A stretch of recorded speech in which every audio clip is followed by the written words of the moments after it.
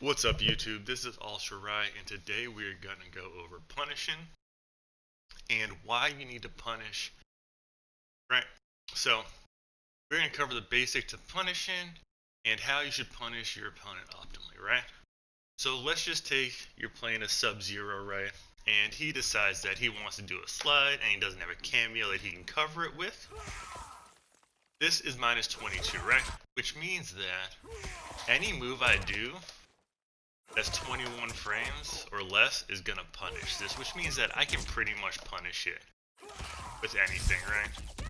Pretty much not a move that I can't punish it with, because it just it recovers so slow, and it's a punishable move, and it's meant to be that way, right?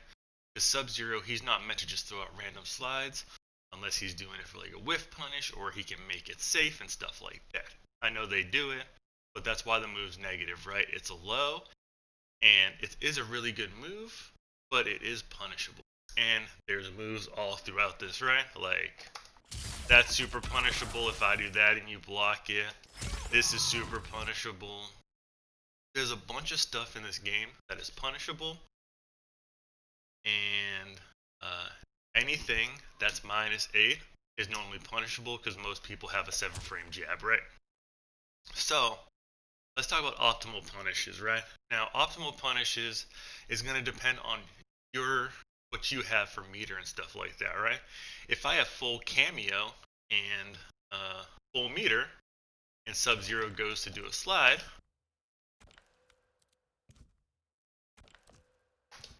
right?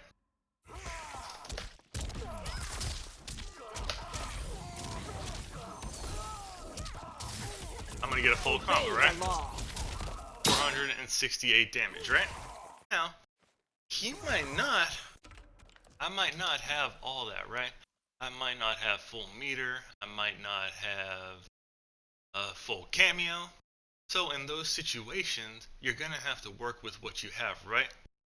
Let's just say I have no cameo and I only have 1 bar, right? This is going to be the combo that I'd probably do. Still, 327 damage is not bad damage for a guaranteed punish and only using 1 bar, right?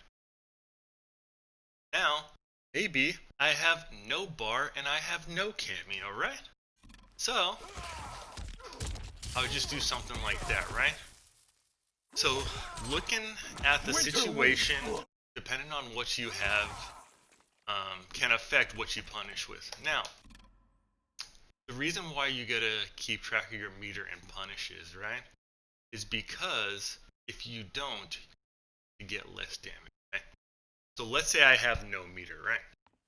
And I go to do an EX fireball, right? I go to do that, but I have no meter, which means that I'm not gonna get the EX. I do 130 damage off of a punish, right? Because I can't EX it because I get no meter.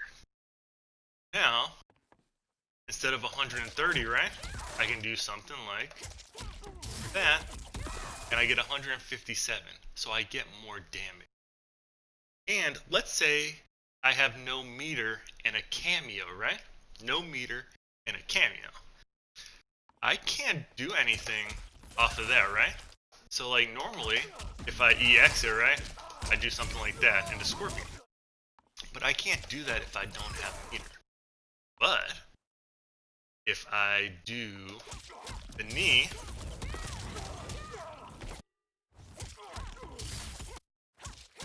oh my gosh, I'm bad, y'all.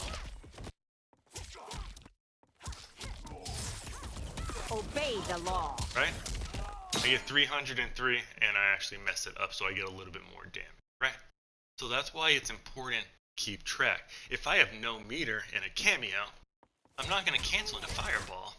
I'm going to cancel into my knee, so I can get the full combo for 328 damage, right? And that cost me no bar, it just cost me 1 cameo. So that's why it is super important for you to keep track of your meter management while you're doing these things, right? And also, let's say they're low on health, right? This might kill them, Obey right? the law. I might not have to face this bar. And them not die. Because if you notice, this EX, right, does 148. So, if that kills them, then this is definitely going to kill them. That does like 9 more damage. So, if they were low on health, I would cancel into knee and save my meter for the next round. Now, if you don't know if it's going to kill, spend the meter, right? If you're not sure if it's going to kill, spend the meter, because this is guaranteed, right? Because I can do that and stuff. So that's definitely going to kill my opponent. But just be aware of your situation, your meter management, your opponent, and if they do something punishable, sure you punish them optimally, right? Because this is what a lot of people do. A lot of people, they punish with throws for some reason, right? A lot of people like to punish with throws, and if I know that you're going to punish unsafe moves with throws, I'm going to just throw unsafe moves out there. This realistic situation, right? Like, Demi, she gets a lot of damage off of something like... Obey the law. Right? She gets 430 damage off of a random knee. Right? So, it is common to see a Lime, if I think you're going to press something, or I think you're going to do something, that I throw this out there, right? But if I throw this out there, and you punish me for a 500 damage combo, then the chances of me doing it are way less slim. But if you're just punishing me with throws, bro, I'm going to do this all day, because the chances are one of them's going to connect. And it's going to take you 4 throws to get the damage that I can get when it connects, right? So, just something that you need to be aware of, and understand the situation, understand your meter management, and understand that what you need to do is you need to go to practice mode, and you got to practice punishing unsafe moves, right? And this one is obviously a lot of leeway. I have hours to punish this move, it feels like, right? Because it's minus 22, the slide. But some moves are only minus 8, so you gotta punish with your standing jab on the first frame. And it might not be as easy, or you might just have to get used to the timing. So, that is the guide on punishing. Optimal punishes, right? We want to make sure we're getting max damage on our punishes, not wasting meter. And remember, if you're not sure if it's going to kill, always go for the kill. That's all for this video. Make sure y'all join the Discord. We are in week 5 of our seasonal tournament. We have 2 more weeks of matches until we add up the points and we have our top 8. We have a nice friendly Discord also. A lot of people have a match going on. It's just a really good environment, a good place to learn. You gotta follow me on Twitch if y'all want to follow the tournaments, or just join any of our COTs. It's normally Monday, Wednesday, Friday when we stream, and then sometimes there's other times. I appreciate y'all, and y'all have a fantastic day.